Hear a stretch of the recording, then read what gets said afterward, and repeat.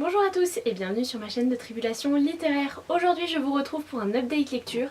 Ça fait un petit moment que je vous en ai pas fait. Encore une fois je vais vous présenter non pas 3 livres mais 4 puisque j'ai un petit peu de retard à récupérer. J'espère que ça vous plaira. Il va y avoir aujourd'hui un petit peu de tout, des choses qui m'ont plu, des choses qui m'ont bouleversée, d'autres qui m'ont moins plu. Ça va être un petit mélange. On commence tout de suite. Le premier roman que je vous présente, il s'agit de Nous sommes les oiseaux de la tempête qui s'annonce de Lola Lafont, publié chez Babel. Ce roman, je l'avais trouvé dans une boîte à livres, je me souviens plus trop mais je sais que je l'avais eu gratuitement et il m'avait intriguée. Le résumé est celui-ci, on va avoir deux meilleures amies, l'une d'entre elles va faire une sorte d'infarctus et tomber dans le coma. Est-ce qu'elle va se réveiller? Quand elle va se réveiller, que va-t-il lui arriver? On se pose beaucoup de questions. Et sa meilleure amie va lui raconter un petit peu, beaucoup lui parler. Va revenir sur leurs aventures communes, sur la manière dont elles se sont rencontrées. Et c'est ainsi que débute le roman. Je vous en dirai pas plus par peur de vous spoiler, mais je préfère vous prévenir tout de suite. Cette partie du roman n'est qu'une infime partie, c'est une sorte d'introduction et il va se passer beaucoup d'autres choses.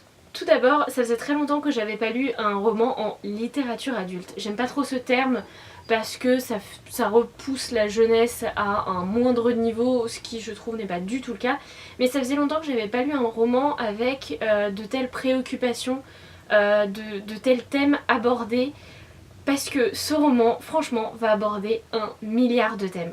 On va pas juste s'arrêter à un problème de quand on s'apprête à perdre quelqu'un, qu'est-ce qu'il faut faire, quel sentiment on a, enfin on va pas juste aborder ça, on va aussi aborder le thème du viol, le thème de la dictature et de la politique, on va aborder le thème de la folie aussi, les gens que l'on considère comme fous, le sont-ils vraiment?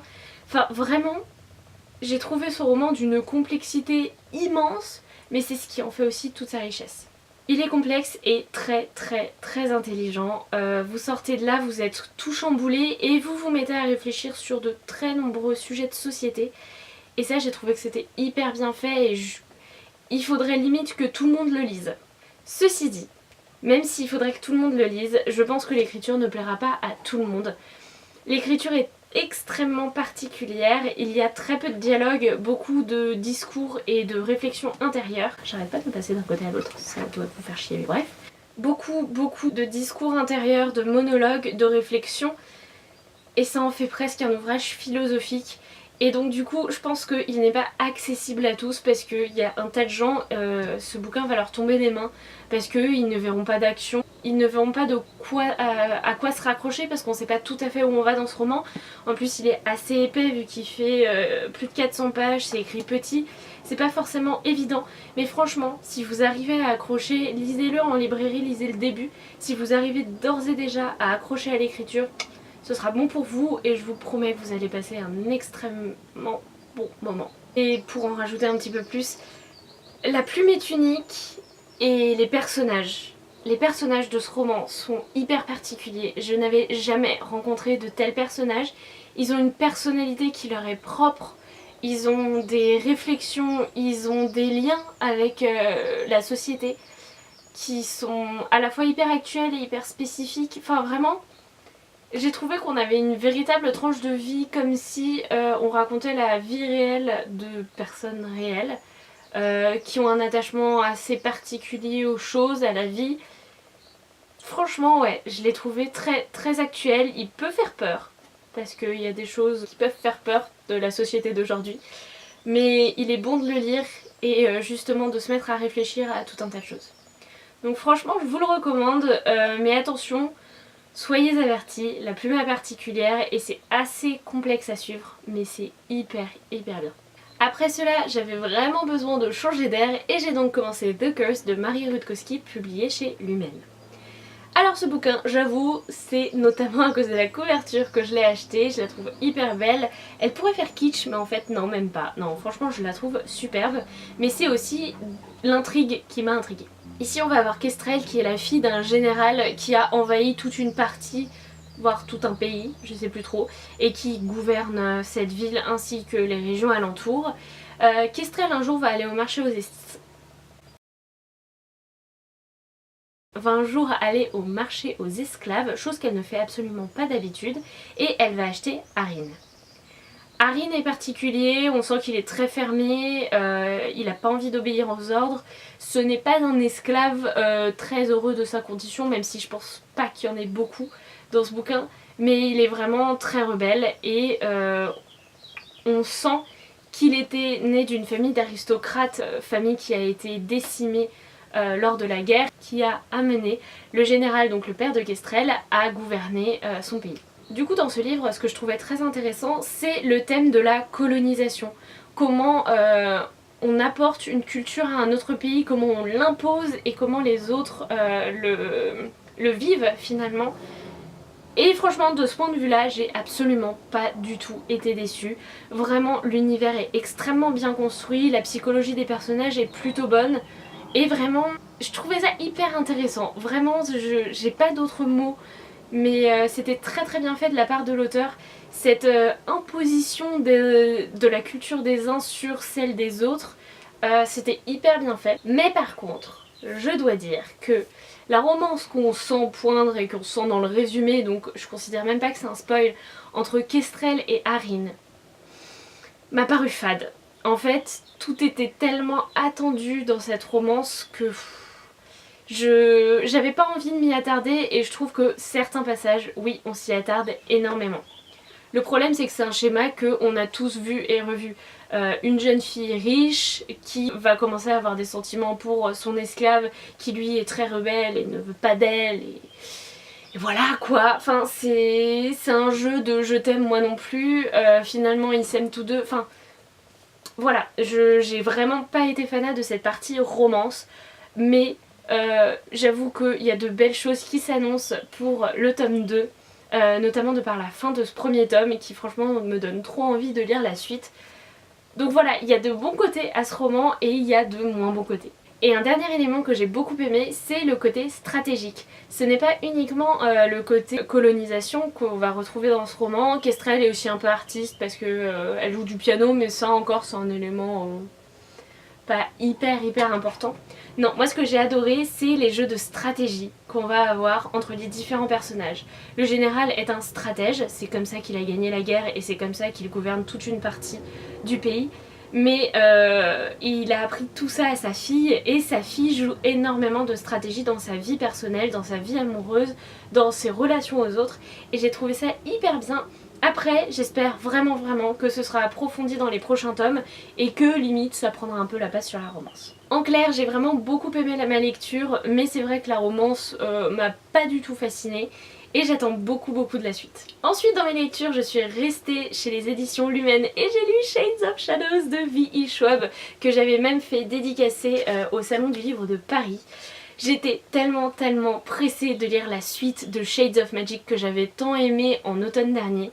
Et franchement, je vous le dis tout de suite, ça a été un nouveau coup de cœur et je n'ai absolument pas regretté ma lecture. Pour commencer, on va retrouver nos personnages dans des situations bien différentes de celles dans lesquelles on les avait laissés. On va notamment retrouver Lila Bard sur un bateau dans une très mauvaise posture, mais ne vous inquiétez pas, elle s'en sort toujours, et qu'elle, lui, se retrouve liée à son frère. Je ne vous expliquerai pas pourquoi parce que ce serait vous spoiler des choses dans le premier tome, mais on a un Kel qui se retrouve enfermé et ce ne sont pas des barreaux physiques, mais du coup il est tellement lié à son frère et sa survie est tellement liée à celle de son frère qu'il est enfermé, qu'il se sent toujours et sans cesse surveillé et c'est pas très bon pour son état psychologique.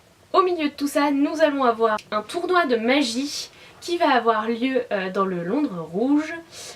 Et ce tournoi de magie, il va y avoir plus d'une personne intéressante qui va y participer. Vraiment ce tome est rempli de choses, mais par contre, je pense qu'il vaut mieux se laisser porter.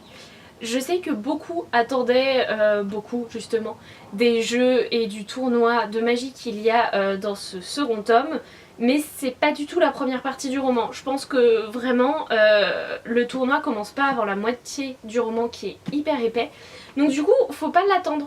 Il faut juste vous dire, vas-y, je fonce, je vais lire cette histoire et je vais me laisser porter. Et c'est comme ça, à mon avis, qu'on apprécie d'autant plus la lecture de ce second tome. Encore une fois, ce que j'ai absolument adoré dans ce roman, ce sont les personnages. La personnalité de Lila dans ce tome prend une importance absolument dingue. Et franchement, elle va vous faire tellement rire parce qu'elle a des réactions, des choses, mais... Elle est hyper rebelle mais à la fois hyper touchante, enfin elle est vraiment très très complexe. Et ce que j'ai adoré c'est que c'est une héroïne féminine qui n'a besoin de personne, mais vraiment de personne pour la sauver et pour vivre sa vie. Et ça franchement ça fait beaucoup de bien.